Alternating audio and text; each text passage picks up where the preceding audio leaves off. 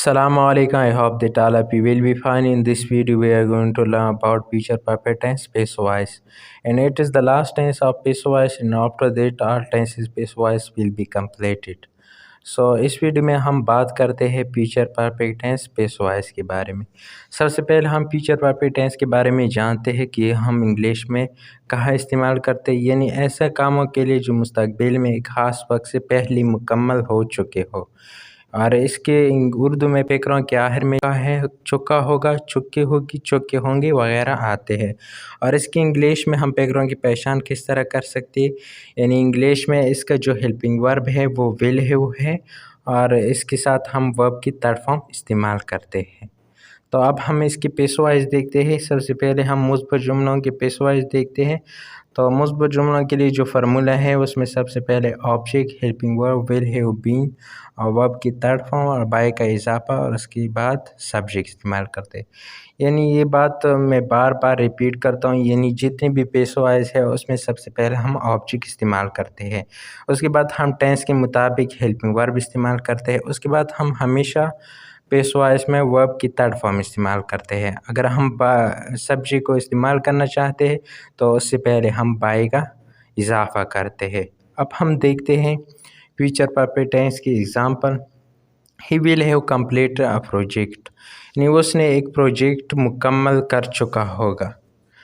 तो इधर से हमें पता चला कि ये जो जुमला है ये फ्यूचर परफेक्ट टेंस का है, क्योंकि इसमें एक बात तो ये है कि जुमले के आखिर में चुका होगा आगे है, और दूसरी बात ये कि इसमें विल हैव हेल्पिंग वर्ब इस्तेमाल किया गया है। तो इसमें हम सबसे पहले सब्जेक्ट वर्ब ऑब्जेक्ट देखते हैं। तो इधर अगर हम खुद से क्वेश्चन पूछे कि काम करने वाला कौन है, यानी he will have complete a project, यानी प्रोजेक्ट मुकम्मल करने वाला कौन है, तो हमें जवाब मिलता है यानी ही, यानी वो। तो ही जो है हमारा सब्जेक्ट है। अब हम देखते हैं कि इधर विल है वो जो है हमारा हेल्पिंग वर्ब है। उसके बाद हम देखते हैं कि इस जुमले में काम किया है, यानी कंप्लीट मुकम्मल करना, ये काम है तो ये हमारा कंप्लीट, ये हमारा वर्ब है। उसके बाद ये जो काम है ये किस चीज़ पर किया जाता है, ये काम यानी प्रोजेक्ट पर किया जाता है, तो ये प्रोजेक्ट जो है हमारा ऑब्जेक्ट है। तो इन तीन चीज़ों के बारे में हम जान लिए, तो इसके बाद हम इसको पेसिव वॉइस में आराम से कन्वर्ट कर सकते हैं। तो सबसे पहले फार्मूले में हमारा जो है ऑब्जेक्ट है, तो इस जुमले में हम सबसे पहले ऑब्जेक्ट उठाएंगे, यानी आ प्रोजेक्ट, ये हमारा ऑब्जेक्ट है तो ये हम फिक्रे की शुरू में इस्तेमाल करेंगे आ प्रोजेक्ट। उसके बाद हम हेल्पिंग वर्ब इस्तेमाल करेंगे, यानी विल हैव बीन। सिर्फ बीन अगर हम ज़्यादा कर ले तो ये हम पेसिव वॉइस में इस्तेमाल कर सकते हैं, यानी फ्यूचर परफेक्ट टेंस में। तो इधर हम विल हैव बीन इस्तेमाल करते हैं। उसके बाद वर्ब की थर्ड फॉर्म यानी कंप्लीटेड, ये हमारा वर्ब है और इसका थर्ड फॉर्म भी कंप्लीटेड है। उसके बाद हम बाय का इजाफा करते हैं क्योंकि पेसिव वॉइस है। उसके बाद इधर सब्जेक्ट हमारा क्या था, ही था, तो इसका हम ऑब्जेक्टिव केस इस्तेमाल करते हैं। तो इसका ऑब्जेक्टिव केस है हैम, यानी शी का हर है, दे का देम है, आई का मी है, ये इनके ऑब्जेक्टिव केस है। तो a project will have been completed by him, यानी एक प्रोजेक्ट उसके ज़रिए मुकम्मल हो चुका होगा। तो अब हम देखते हैं दूसरा example. They will have watch TV, यानी उन्होंने टीवी देख चुका होगा। तो इधर जो यानी काम कौन करते हैं, यानी टीवी किसने देखा है, इधर जवाब मिलता है यानी दे। तो दे हमारा जो है सब्जेक्ट है। तो वॉच देखना है, एक काम है, ये हमारा वर्ब है। टीवी इस पर काम किया जाता है तो ये हमारा ऑब्जेक्ट है। तो सबसे पहले हम ऑब्जेक्ट इस्तेमाल करेंगे। तो सबसे पहले हम जुमले में ऑब्जेक्ट इस्तेमाल करेंगे टीवी। उसके बाद हम हेल्पिंग वर्ब इस्तेमाल करते हैं, यानी विल हैव बीन। उसके बाद हम वर्ब की थर्ड फॉर्म इस्तेमाल करेंगे, यानी वॉच्ड।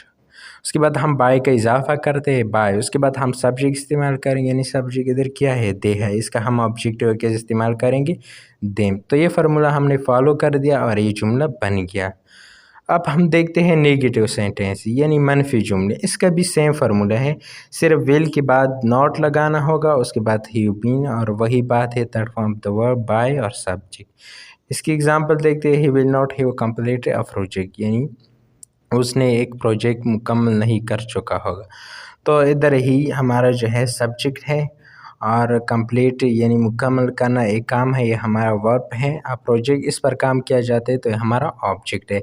तो फार्मूले में सबसे पहले हमसे क्या मांगते हैं, ऑब्जेक्ट। तो इधर ऑब्जेक्ट क्या है, प्रोजेक्ट। ये हम पेकरी की शुरू में इस्तेमाल करेंगे प्रोजेक्ट।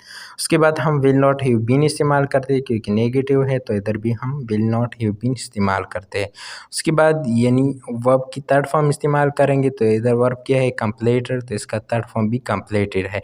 उसके बाद बाय इस्तेमाल करते हैं। उसके बाद सब्जेक्ट, तो इधर सब्जेक्ट क्या है, ही है, इसका हम ऑब्जेक्टिव के इस्तेमाल करेंगे हिम। तो इस तरह ये हमारा पेशवाई जुमला बन गया।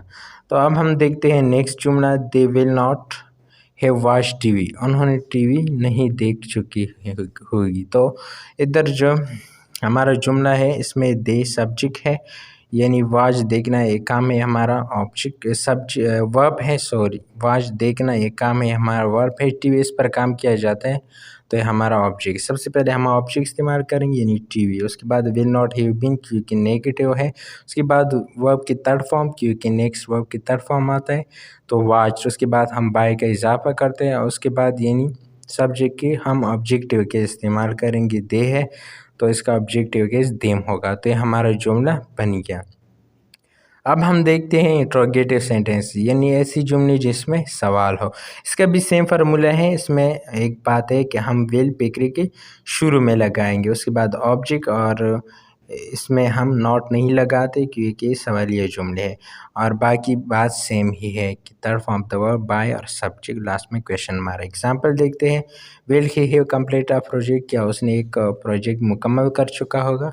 तो इधर जो है विल वैसी हेल्पिंग वर्ब है, ही हमारा जो है सब्जेक्ट है, कंप्लीट यानी काम मुकम्मल करना एक काम है, प्रोजेक्ट इस पर काम किया जाता है तो हमारा ऑब्जेक्ट है। सबसे पहले हम विल इस्तेमाल करेंगे क्योंकि फार्मूले में विल है। उसके बाद हम ऑब्जेक्ट इस्तेमाल करेंगे क्योंकि फार्मूले में ऑब्जेक्ट है, प्रोजेक्ट। उसके बाद हम हैव बीन इस्तेमाल करते हैं, हैव बीन। उसके बाद यानी वर्ब की थर्ड फॉर्म कंप्लीटेड, हमारा वर्ब की थर्ड फॉर्म है। उसके बाद हम बाय का इजाफा करते हैं तो बाय। उसके बाद यानी इधर सब्जेक्ट क्या है, ही है, इसका हम ऑब्जेक्टिव के इस्तेमाल करेंगे हिम। और इसके बाद हम क्वेश्चन मार्क क्योंकि सवालिया जुमला है। तो इस तरह हमारा जुमला बन गया, will a project have been completed by him, क्या प्रोजेक्ट उसके ज़रिए मुकम्मल कर चुका होगा। तो दूसरा एग्जांपल देखते हैं, will they have watch TV चुका है। तो यहाँ पर सबसे पहले यानी विल हमारा हेल्पिंग वर्ब है और दे हमारा सब्जेक्ट है क्योंकि I, we, you, they, he, she, it, इस तरह ये सब्जेक्ट होते हैं।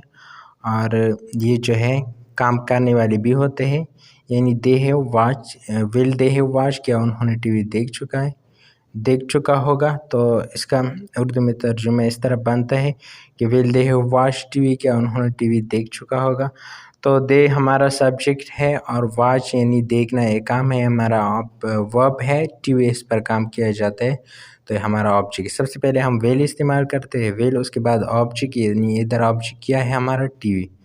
तो टीवी, उसके बाद हैव बीन इस्तेमाल करते, हैव बीन यानी वॉच देखना एक काम है तो ये हमारा वर्ब है, इसका थर्ड फॉर्म भी वॉच्ड है। उसके बाद हम बाय का इजाफा कर दे, बाय। उसके बाद यानी इधर हमारा जो सब्जेक्ट है दे है, इसका हम ऑब्जेक्टिव के इस्तेमाल करेंगे देम।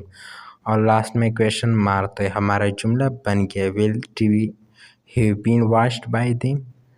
तो please don't forget to subscribe my channel and thanks for watching.